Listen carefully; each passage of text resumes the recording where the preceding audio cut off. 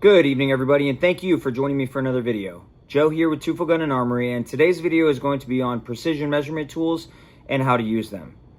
This is a timed assignment for SDI's FTT106, and I will be using 2 empty cartridges as well as my firearm to aid visually in this assignment. So we have to make sure we are being safe.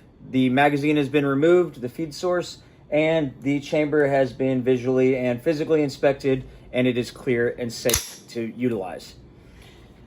Don't forget to like, comment, subscribe to the channel. It's the best way we grow together. And with that being said, let's get started. So the first part of this video is going to be calipers. Calipers are a tool designed to be able to get ultra precise measurements of an object. In this case, we're going to be getting measurements of this empty cartridge.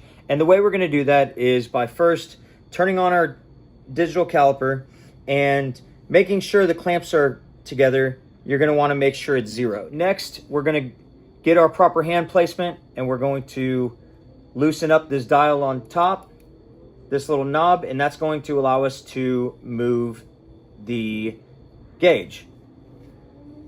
Next, we're going to take our our cartridge casing, and we are going to place it inside the dial and lock that in place inside the gauge and lock that in place. Now what this is going to do is it's basically going to hold the caliper in place and allow you to get an accurate measurement without any unnecessary movement of the gauge itself. Here we have 1 511 thousandths of an inch right there. And that is going to be our length of our cartridge. The reason why proper technique matters when using a caliper is precise measurement. And precise measurement could be the difference between a 1911 and a SIG 320. Dial calipers differ from digital calipers in the fact that you read off of a dial and they're not as precise. With the dial caliper, you got your main scale that reads in whole inches and tenths of an inch. So each of the big lines is going to be a whole inch, and the small lines are going to be tenths of an inch, or that first spot to the right of the decimal. For the second and third spot to the right of the decimal, that hundredths and thousandths place, or thou, you would read off the dial going from 1 thou all the way around to 99 thou. And that's where you would get something like 1 511 thousandths of an inch, like we had on the cartridge. Which one should you choose? Really, it's your discretion, but a gunsmith might want one over the other based off of the technical specification of the object that they're measuring. Whether the measurement is required to be a little bit more precise or whether it could be a little bit less precise. Now, 2 specific examples of where this precise measurement comes into play in gunsmithing is going to be the first one we already did. That's cartridge identification. And the second one being when you're manufacturing parts that you need to meet a certain specification requirement.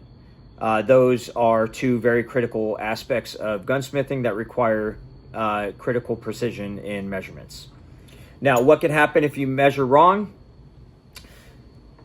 This 762 by 39 could become a 762 by 54 by means of the measurements that you actually write down versus what they actually are. These are thread pitch gauges. Thread pitch gauges are designed to identify the thread pitch intervals of a certain unidentified fastener. Things first, you take your caliper and you measure the outside diameter or the peaks of the threading.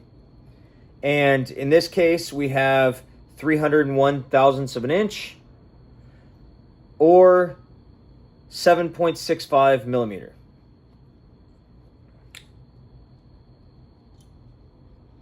From there, we can test it out on this and kind of go through the gauges.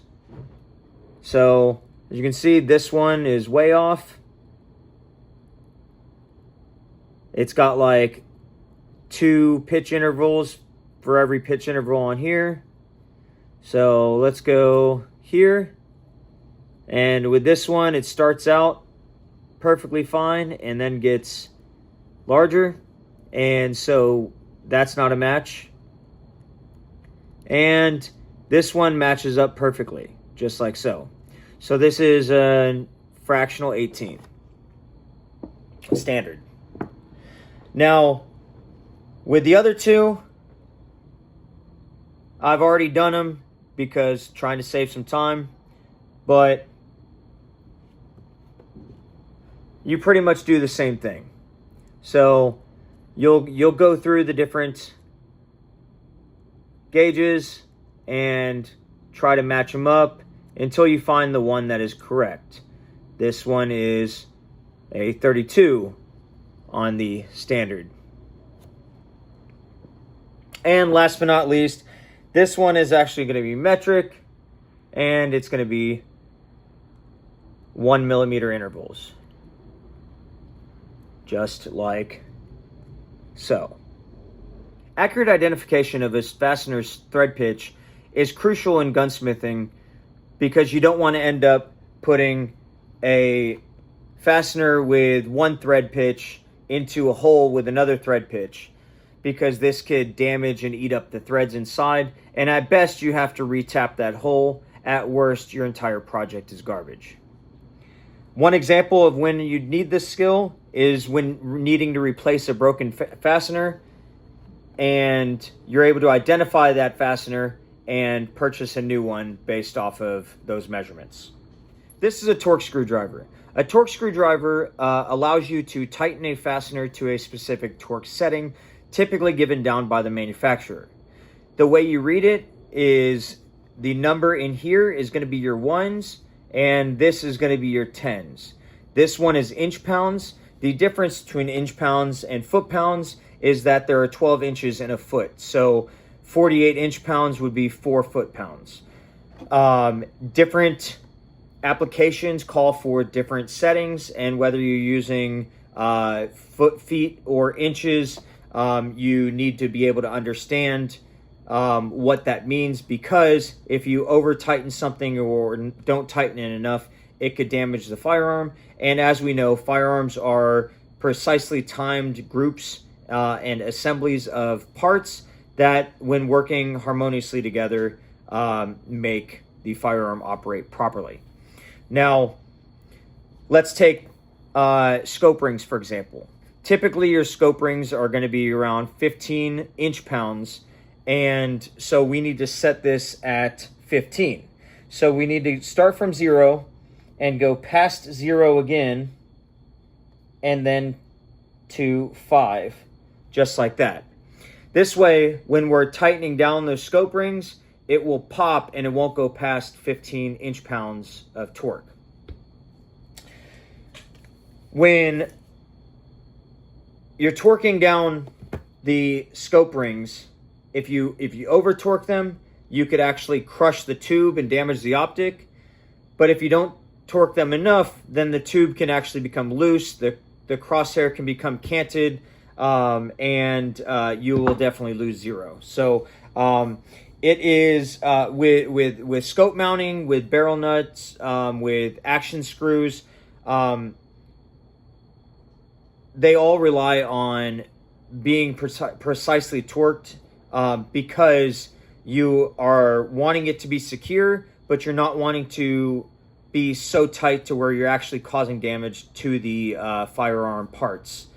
So that is why understanding what you're doing when it comes to torque settings is absolutely crucial. Just to demonstrate, when set to 15 inch pounds, you will hear a pop just like that, because it's not going to allow you to tighten tighter than that 15 inch pounds. Now, potential consequences, like I said, they can result in damage to the firearm.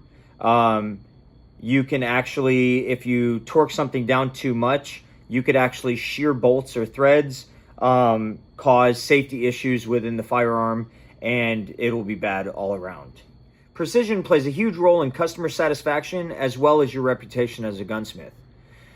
If you don't have an adequate understanding of all of these tools and how they work and how to read them, and you're not taking precise measurements, odds are you're damaging a customer's firearm. And if that customer comes and picks up their firearm that you've just gotten done working on, and they're excited to take it to the range and they go to squeeze off rounds and it doesn't work, well, word of mouth is the largest thing that can make or break a business. And it's the difference between you having a constantly revolving door of people needing your work and you having crickets at the end of the day. So it is important that you are precise and you take your time in all of these aspects. I would apply these skills when working on an unfamiliar firearm because I would need to identify critical dimensions within that firearm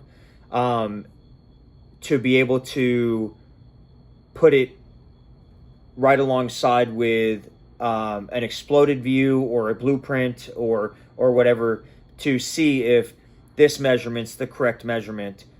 What am I getting versus what it's supposed to be? And same thing with creating custom components. If I'm trying to create a custom sized fastener or spring or whatever, you need these critical measurements and you need to understand how to use these skills in order to create those to the specifications that you need. That way you're ensuring that that firearm functions properly. Before I forget, my name is Joseph Marshall. It's June 13th, 2026, right around 11 p.m. And I had the Module 3 lecture to assist me with this assignment. That brings us to the end of this video. If you're still here watching, thank you, and I'll see you next time.